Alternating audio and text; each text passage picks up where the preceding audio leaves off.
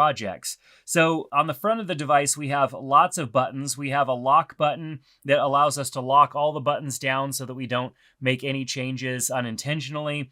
We have the mute button, which I have on right now because out of my program channel, it was putting audio out of my monitor. I was getting a little bit of feedback, so I just muted the whole thing really easily. We have the ability to add a logo. So as you can see, I just loaded basically a little photo of myself in here, and I'm able to add a logo to the top right-hand corner. We can also add audio tracks in here as well.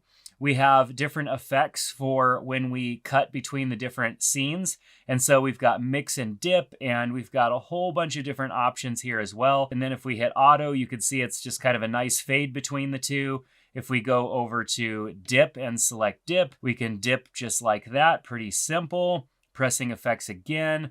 Let's take a look at, what is this, like a barn doors or something? Well, yeah, it just opens up from the center. So lots of different options here. I want to see what this like opening up like a pie. That'll be interesting. Lots of options here for transitions, and that's great. I just like a good old-fashioned mix, and so we're just going to leave it on mix. That's awesome. Just basic. We also have scenes available as well. So we can go full screen. We could do a side-by-side. Actually, you know what I'm going to do? I'm going to hit record because I have a USB drive attached right here. I actually just have a SSD, and I'm just going to hit record, and that way you'll be able to see the output. So right now, the output is me, and we're recording in 1080p. Of course, I produce these videos in 4K, so I've just got this off to the side as a smaller screen, because if I take the 1080p full resolution, it's going to be a little bit lower quality. Let's take a look at that side-by-side. Make sure that we're live with that side-by-side, and then we're just getting the program between the two different channels. So we've got both here side by side and a background photo that we can load in, and I just used one of the default photos that it had in there. We also have a kind of picture-in-picture, and so now we've got camera A as the main camera, and then we have the top-down camera down in the bottom corner, and we also have the flip of that. We have this option here for basically 4 channels. If we had 4 channels connected, we'd have all 4 quadrants, which would be great. And we'd probably even have more options here, but because we just have an A and a B camera also, and we don't have like a C and a D camera, that's the options that we're going to get. So this is great because I'm able to do split screen and everything on the fly really simple. We also have A and B just to switch between our A and our B camera or bring it on the screen. Just kind of punch it in really quick and have it there. We also have chroma keying, and so we can chroma key. I don't have any like green screen or any examples that I could use right now, so you can see it's kind of keying out the background. Let me see if I could switch the cameras here. So you can see it's chroma keying right through my arm, and this is not green, chroma key green or anything like that. It's just doing a pretty good job of detecting the object and keying it out, which is really interesting. And we can do a luma key as well, which is a little bit different. It's not going to have the same effect there.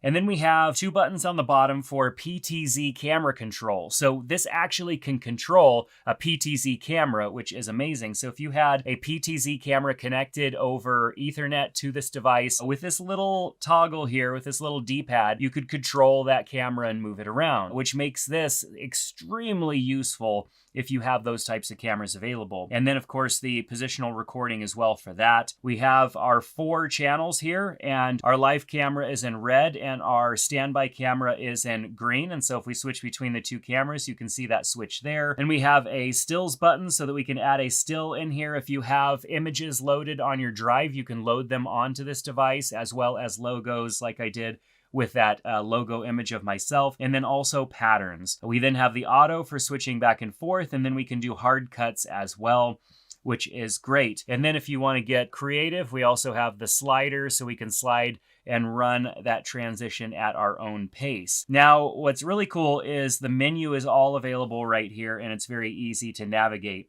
You simply push down and rotate, and we can set things like the effect duration, softness, and all that good stuff. Change the color on the dip transition. We also can make adjustments to our layers here and make adjustments to different sources, resizing things, shape masks, choosing what type of keyer we want, and also setting specific colors up. That's why it was actually keying out my arm, because it was detecting that as black. And so you can come in here and set specific color values for the chroma keying as well. And then also for the luma keying, basically setting the intensity of the luma key. We have individual audio control for all of our channels. And then moving over, we have where we can select images and bring images in. You can see there are some images that are loaded already. And then we have some logos that come in. And of course, I threw in that logo of myself so that I could use that as an example, which was kind of cool. Our encoder has two different options, H.264 and MJPEG. And for H.264, we could change the frames per second and the bit rate, which is great. So depending on what kind of output you want for this, we can encode that file, make it larger or smaller based on how heavy of a stream we want to push out to our streaming service. And so this would be something that you'd want to control based on how good of an internet connection you have. And then of course, our stream and record, it's showing me how much space I have left on the hard drive that's connected. Got plenty of space, which is great. Moving on down, we have the ability to customize our level meters and hide them if we don't want them on, and that's available per channel, which is great. You can see I have both of them turned on here, so I'm seeing a live representation of the audio levels that both of my cameras are capturing. Moving down, we have the ability to change our camera frame rates, so 1080p all the way down to 24, which is great. And then we can change the color as well. And here's where we would connect and control the PTZ camera features. And so we can come in here and control up to 4 cameras, which is pretty amazing. And then connect the IP addresses, search for that camera on our local network, change auto or manual focus, control our exposure and our white balance. And then we have the settings for the device itself.